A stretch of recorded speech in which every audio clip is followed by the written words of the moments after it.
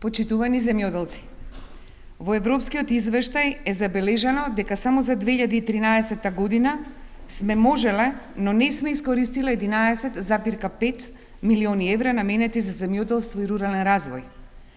Овие изгубени пари ви го намалуваат животниот стандард, а тоа се одразува и на стандардот на сите граѓани во Македонија.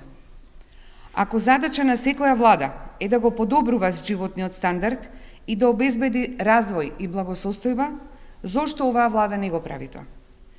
Можете ли, почитувани земјоделци, да претпоставите колку складишни капацитети за чување на овошје и зеленчук можевте да направите со овие пари?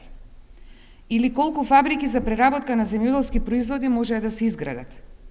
Или колку хектари повеќе годишни насади можеа да се модернизираат според европските стандарди? Или на колкави површини можеше да се постават современи системи за наводнување? На прашањето зошто во Европскиот извештај е искритикувана Агенцијата за финансиска поддршка на земјоделството, дека не ефикасно управува со парите наменети од ИПАРД програмата, нашето објаснување е следно. За 5 години, преку објавени 9 повици, земјоделците во Македонија можеле да дојдат до 40 милиони евра, пари од Европската ИПАРД програма. Знаете колку пари се искористени? Не повеќе од 2 милиони евра. На објавените повици се јавиле корисници, потпишале договори, но пари не земале. Затоа што институциите во земјава доцна утврдиле дека имаат направено пропусти, дека не се усогласени критериумите и условите за доделување помош од Европската Унија. Документацијата што треба да се пополни при аплицирање е обемна, а институциите во земјава или не можат да ја издадат, или од непознавање или други причини не можат соодветно да им помогнат на заинтересираните граѓани. Последиците паѓаат врз грбот на луѓето кои ги потпишале договорите. Тие земале кредити за да го реализираат договорениот проект, а не само што не добиле пари, туку плаќаат и камати за подигнатите кредити.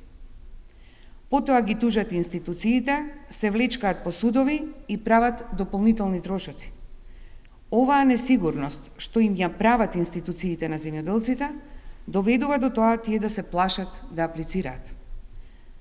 ИПАРД програмата е повеќе наменета за предпријатија, а власта не им помага на индивидуалните земјоделци како да се организираат и да понудат квалитетен проект. Почитувани земјоделци, во извештајот се нагласува дека кадровскиот капацитет на дел од институциите е недоволен и тоа е резултат на идентификување на владеачката партија со државната администрација, а не е резултат на вистински државни земјоделски политики.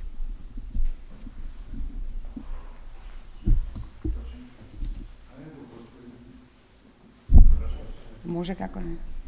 Не, баш директно поврзано со темата, меѓутоа е од неколку дена медиумите излегува со одредени информации за детални инструкции во однос на кои би нададена централната на СДСМ во однос на тимовите кои шетаат низ населението и бараат решение на проблемите на граѓаните, вклучително предпоставувам и на земјоделците. Да. Ме интересира колку сте запознаени со овие инструкции, дали ги спроведувате, како е тоа напреден и до каде работат? Инструкциите одат се во тек и тие се дел од стратегијата на СДСМ. Социјалдемократскиот сојуз има своја стратегија со своја одредена динамика и сигурно дека се работи на терен и во делот на земјоделството.